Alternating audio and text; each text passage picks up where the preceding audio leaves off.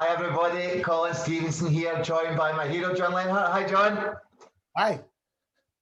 Now we are a good few videos in now, John, and today we have got an extra part because you and I did a video and you didn't give me the answer and we didn't give the public the answer. So today we've got something to share with them, and there's something that I've not learned from you so far yet. So if you'd like to take us from the start and take us through, please. I was at SC Johnson Wax. I understood how the mind and the brain worked. Well, I actually understood how the brain and the nose were connected because I read the Bible. I used the Bible to figure it out. And then I solved this other problem with these 4 principles. And I bragged to my friends, this is all still while I'm at SC Johnson Wax, being the debater, remember, I could solve any problem. Give me a problem to solve. And they said, well, explain God. And I thought, wow, that would be the biggest model. Yeah. That has to be the biggest model. And this might take the rest of my life to figure out. So I decided, you know what, I'm going to work on this for the rest of my life. I'm going to compile all this stuff and I'm going to give it to somebody else to do this. And one of the things I did was I read C.S. Lewis's Mere Christianity.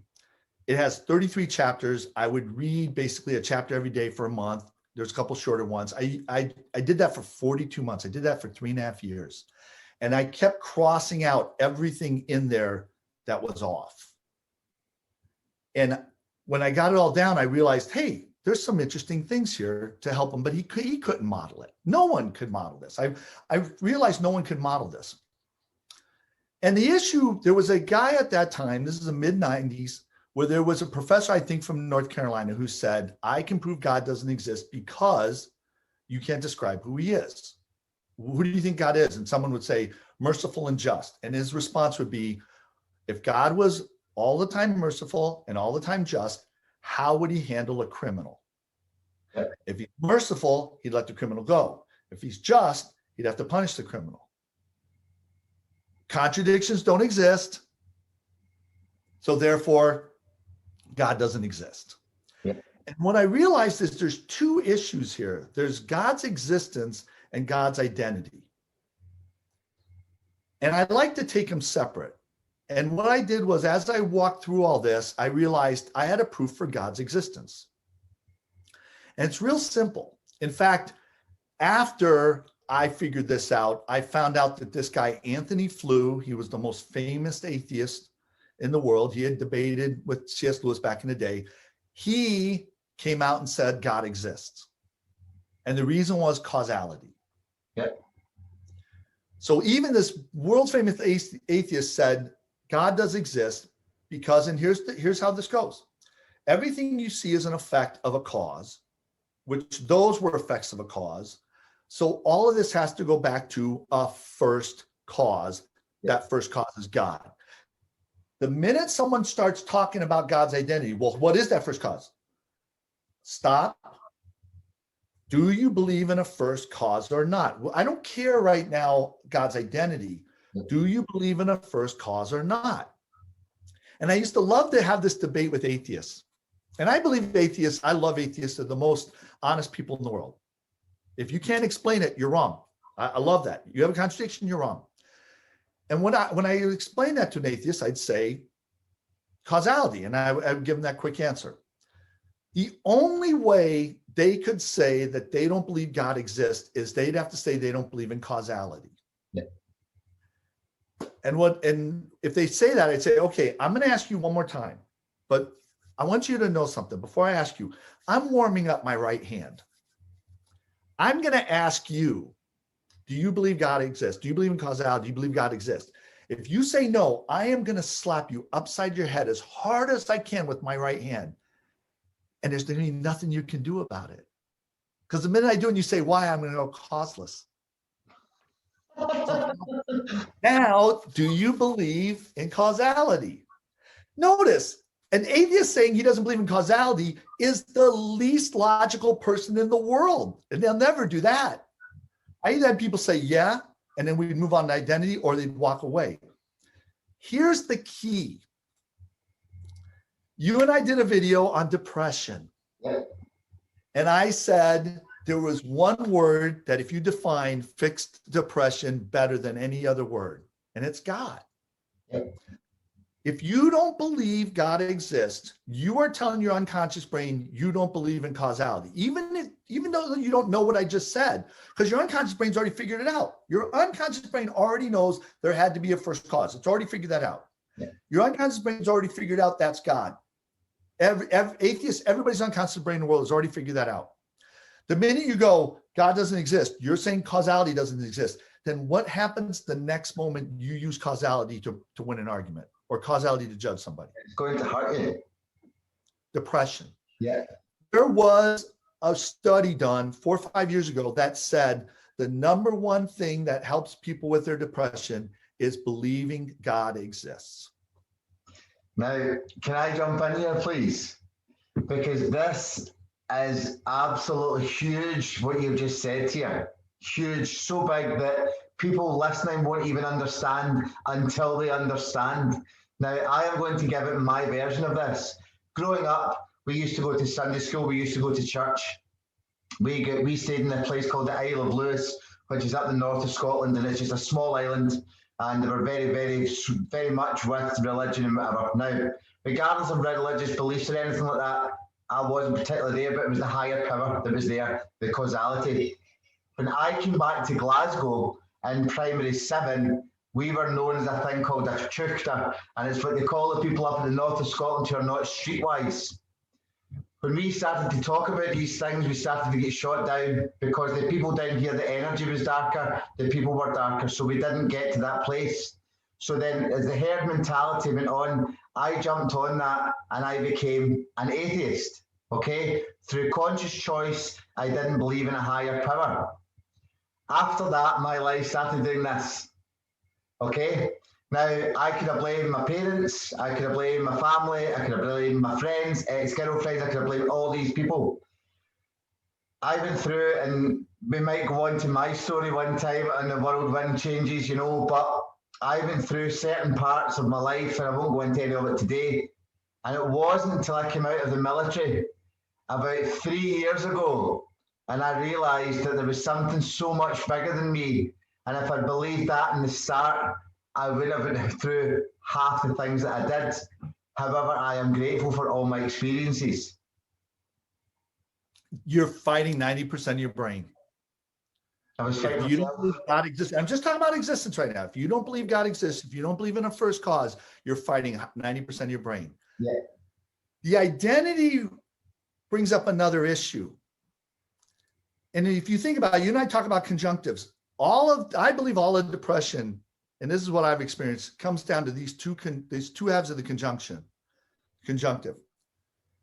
And psychology and all these studies have shown the first half, which is if you don't believe God exists, for some reason, I don't know why, it hurts you.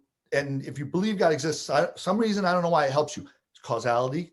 I just filled in all the steps for you, just like I did with fragrance. Yeah. This is art. This is psychology. This is religion. Religion's all art. It's not science. Psychology's all art. It's not science. Fragrance is all art. It's not science.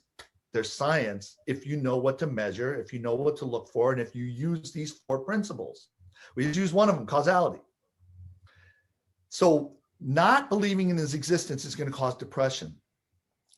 Having the wrong identity for God and pushing it on other people is also going to cause depression. It's abusing other people. It's really important to get the identity right. If you don't, so you get to hang in the middle. One of the ways to hang in the middle is, I believe God exists, agnostic. I believe God exists, but I don't know who God is, and I'm not going to push it on anybody else. You're not going to have a lot of mental issues. Yeah. I don't believe God exists. There's going to be a problem. I believe God exists, and God is this, and you better believe this. If that definition is wrong, you're going to have issues. Yeah. A lot of the people that we helped, over 50, get off antidepressants were in this group. They went to church and either were trying to muscle through LA church, or they quit going to church because they knew it was wrecking them, but they couldn't explain how. And the reason they couldn't explain is they had the identity for God wrong. So what would God's identity be? What would the first cause have to be? The first cause can't be something tangible, because then you say, where did that come from? Stephen Hawking pulled that on people. The Big Bang is the first cause, but where did the stuff from the Big Bang come from? God doesn't exist.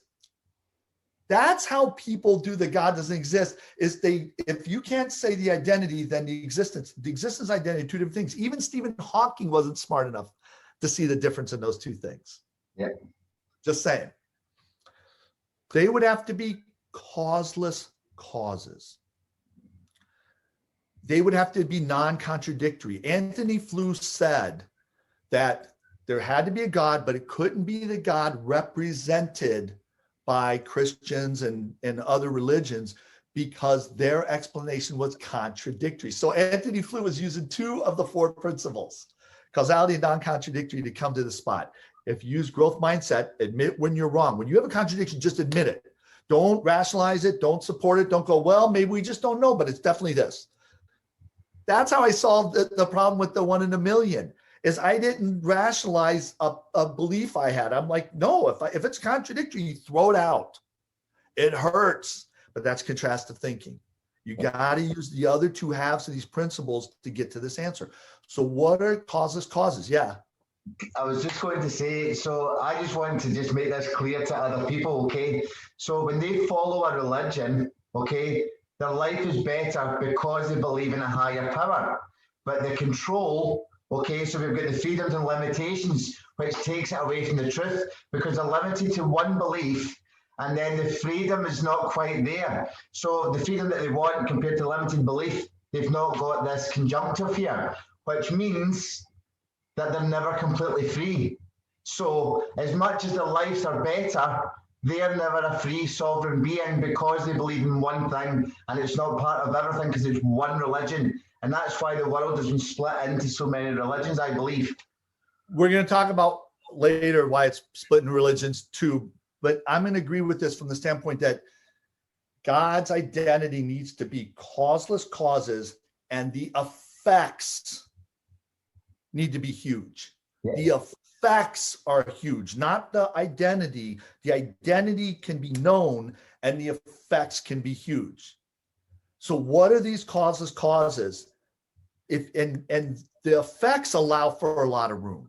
Mm-hmm. But what are the causes? And it should be something that everybody agrees on. In reading the Bible and in working through this contrastively, it was obvious. God is right and God is just. Yep. Right is a qualitative measure. Things are either right or they're not. Just is quantitative, how things equal out. Those two cannot contradict each other, because one's a qualitative and one's quantitative. We should have all known, and I talk about it. I'm a modeler. The model needs to be conjunctive. Right and just form the conjunctive.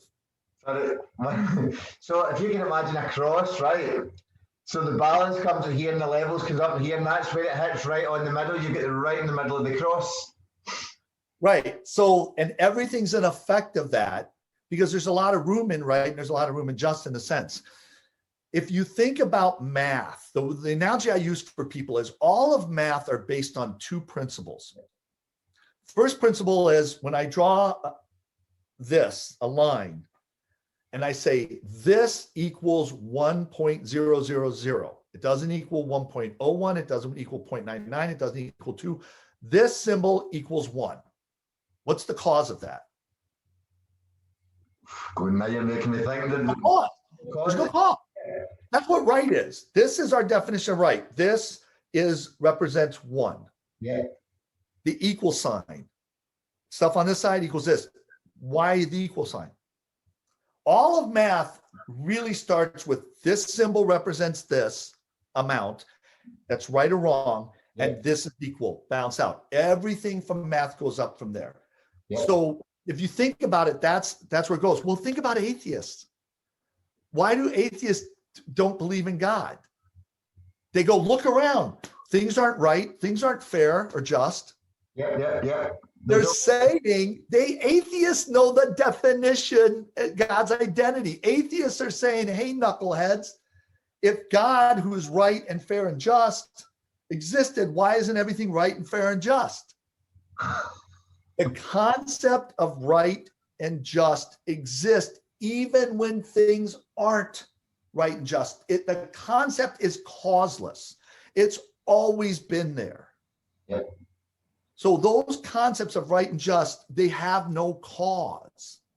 And everything's an effect of that. So atheists knew that, and people can't explain. There's a difference, and we'll talk about this much later.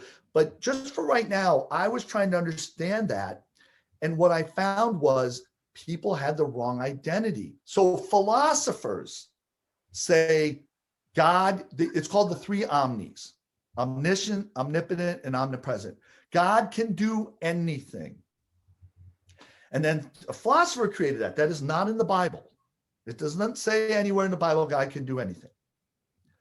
I love to ask people when they tell me stuff, I go, where is that in the Bible? 95% of the time, it's not there, or it's not the way they said it was. God, because it means, well, can God make a rock so big he can't lift it? The Bible says God, it's impossible for him to lie. There's something he cannot do. The Bible actually says that. What are you going to just, I'm going to ignore that. There's that lack of growth mindset. Yep. There's a contradiction, buddy. Let it go. It was philosophers who came up with these three omnis. And then philosophers go, I can prove God doesn't exist. God can do anything, but God can't lift a rock make a rock that he can't lift. Therefore, God doesn't exist. See how smart I am? Not. So we have a video. It's an animation from two pastors I know, and we're going to link it here. It gives a very short, quick explanation of God's identity and compares it to the three omnis and something else people call sovereignty. God can do whatever he wants, and we can't understand it. Yeah.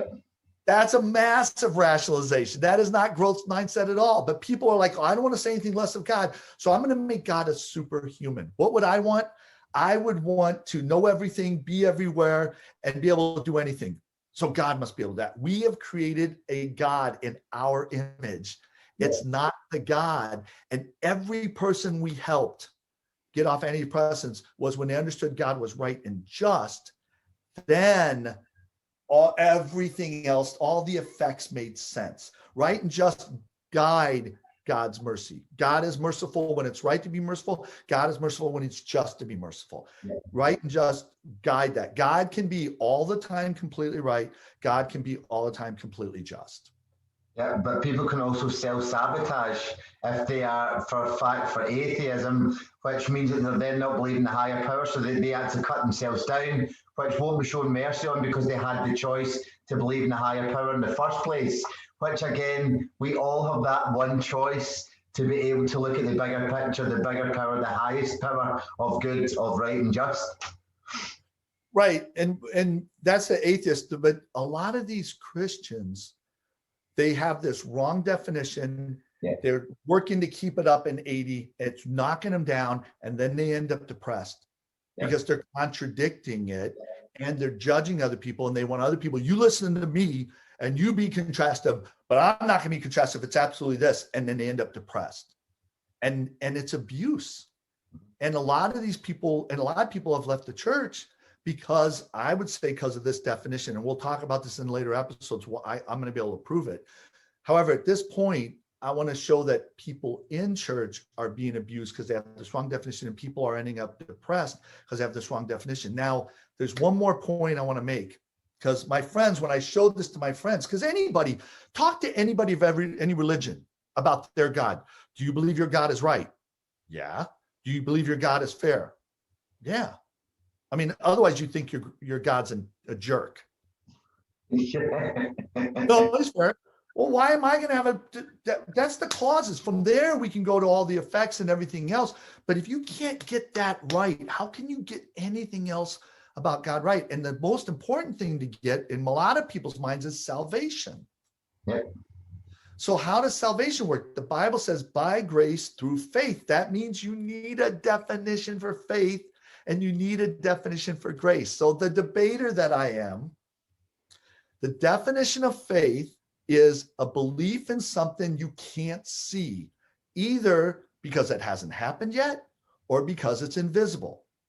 I like to say to people, do you believe in electricity? Do you believe in gravity? Do you believe in magnetism? They'll go, yeah. Have you ever seen it? No, I've seen the effects. We see the effects, but you don't see the causes. It takes faith to believe in gravity. Yep. Do you believe the sun will come up tomorrow? And people go, yeah. Has it come up tomorrow? No. That's faith. You believe in something that hasn't happened yet. That's all that faith is.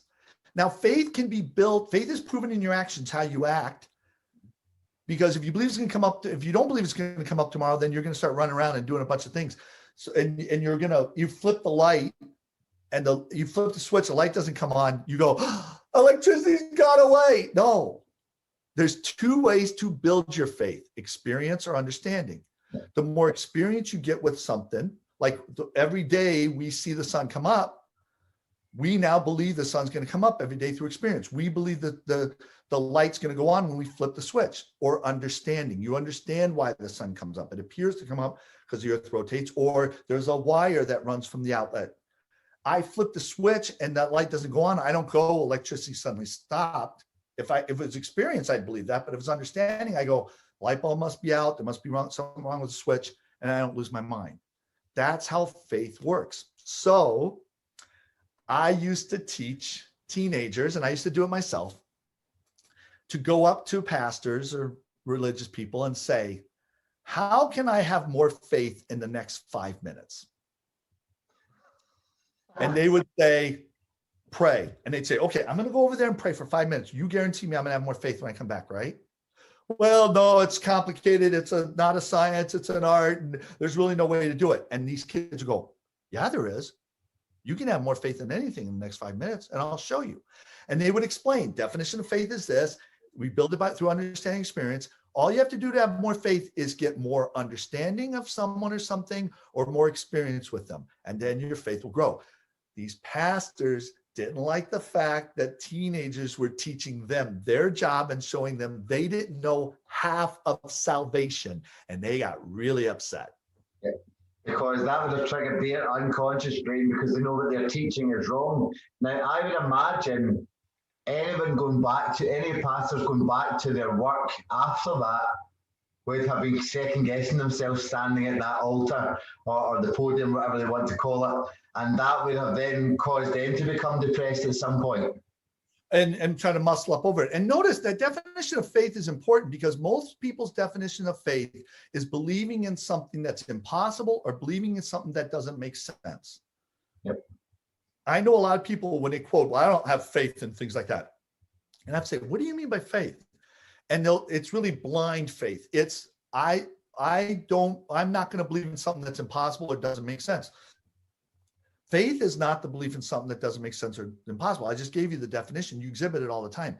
However, how would you demonstrate more faith if your definition was belief in the possible, belief in something that doesn't make sense?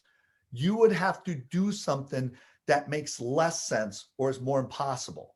You'd have to let a snake bite you, or you'd have to give all your money. And that's how these pastors wrote people in. Some pastors wrote people in. Is the definition of faith is believing in something impossible or it doesn't make sense. And then they can say to people, if you don't do this thing that I can't explain, then you must not have faith. And they're manipulating and abusing people because it's back to a definition. Yep. And go on.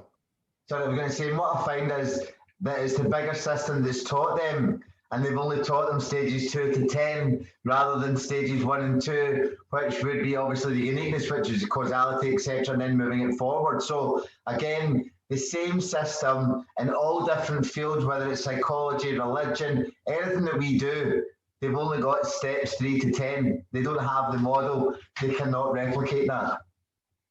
And they just want the effects, and they don't know the causes. This is everything I've been leading up to. So grace is the other half of salvation. And a lot of people say grace is unmerited favor. And Martin Luther came up with that definition in the 1500s. That definition is not in the Bible. Unmerited favor is contradictory and makes no sense. The definition, if you look in a concordance, it's the divine influence on the heart and its reflection in the life. St. Francis of Assisi said the same thing. It's God flowing through you, you allowing God to flow through you. Hawkins said it in Power versus Force, the same thing. Grace is God flowing through you. So the analogy for grace looks like this. I'm sick. I have sin. I'm sick. Someone gives me a pill. If I take the pill and get well, what would it sound like for me to say, I healed myself? You didn't. The pill healed you. The pill healed me. But it was my choice to let it. Yeah. So that I had to make the choice. So salvation is you have a responsibility, but you're not the cause of it. That's the conjunctive.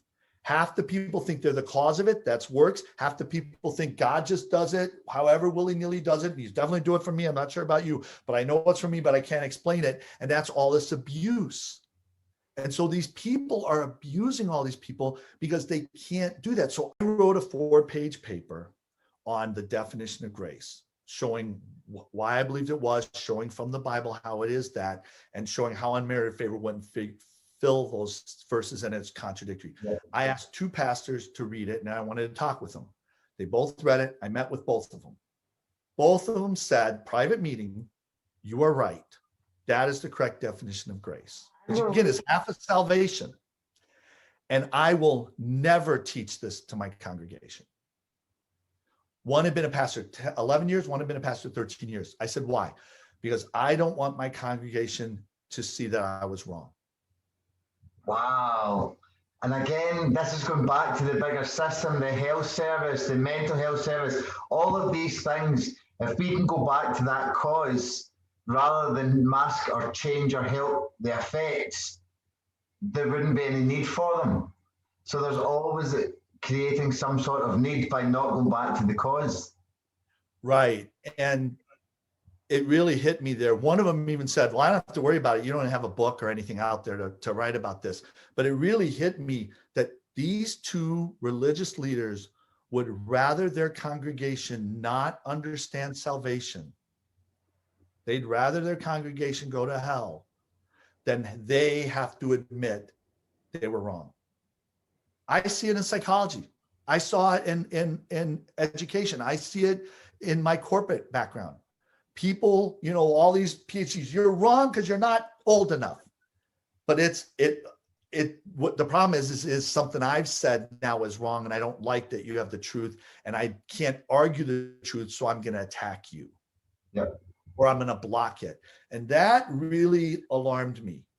Here it is, 1996, and I'm sitting there going, this is really powerful stuff. It's helping people get off antidepressants. And when the people in charge hear it, they don't want to have anything to do with it, which means they're going to keep creating people that I'm going to have to get off of antidepressants. And that kind of opened my eyes that there's these people out there who say they care, but they're not using the 4 principles. They're not contrastive. They're not growth mindset. They don't admit they're wrong right away. And they're actually trying to avoid the other 2. They're trying to avoid causality and they're trying to ignore non-contradiction. They have a contradiction. They just want to live with it. They just want to rationalize it. I'm not saying every pastor is abusive, but there are so many pastors that are abusive that the 2 pastors that did the animation are starting a podcast today. So today, July 1st, they have a podcast. One of the podcasts features your friend, Jonathan Fries. Yeah. And the name of his podcast is called What the Flock. It's amazing. And it's a podcast that addresses an issue from the perspective of how the church has used it to hurt people. Yeah. So, for instance, one of drinking, smoking, swearing, tattoos, those are some of the first 4 episodes.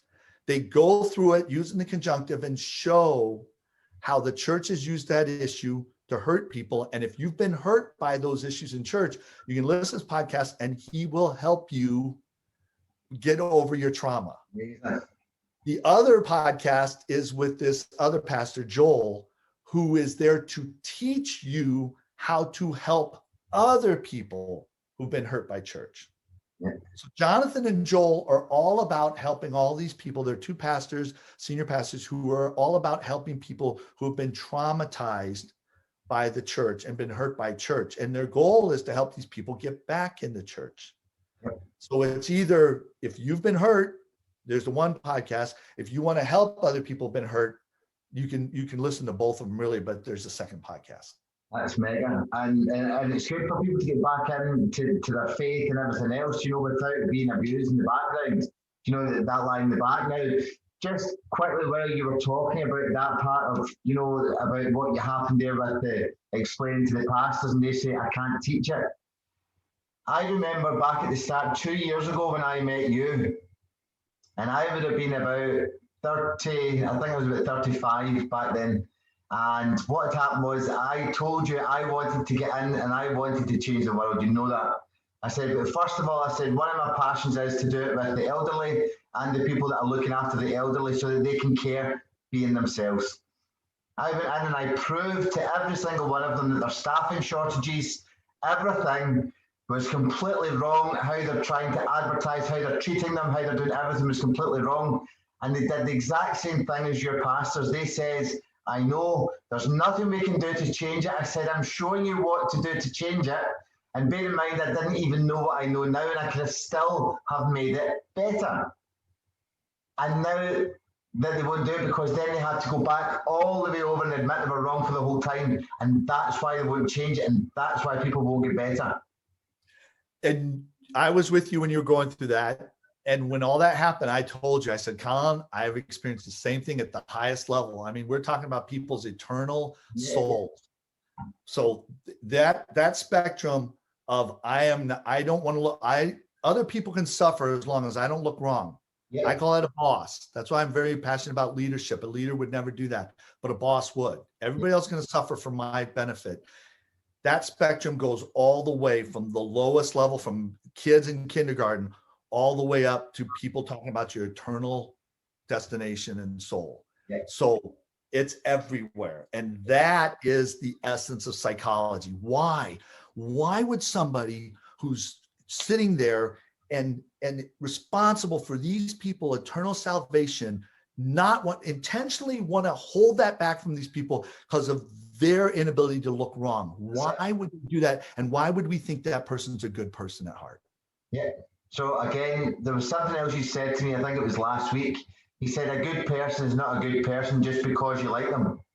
And that ties in completely. It doesn't matter just because we like somebody or because we know somebody. If somebody's a good person, we don't need to have the rest. We just know. Well, I said a good is measured by how they respond to being proven wrong. Yeah. That's how I knew you were a good person. When I showed you were wrong about something, you went, oh. And that's really my measure. Everybody can talk about, well, I think this person's good because I like him or this, and it's funny how many times I'll say that person's a good person and go, no, he's not. And I'm like, watch. Because I already have that. I've already measured them. They are willing to admit they're wrong. You might not like their personality, but they're a good person. Do you think this person's a good person? They're not a good person. Let me show you, because I've already seen it. They will never admit they're wrong. And that's salvation is not about being perfect. Salvation is about admitting you're wrong, confession and repentance. And the church has that backwards. No, you go to heaven by never being wrong. You become a pastor by never being wrong. A pastor can never look wrong, and it's blocking everybody else. And these are not good people. They are abusing people, and they're not good people. There are some who don't, but I'm going to tell you it is very, very rare. And as we go forward to the story, I'm going to prove it to you.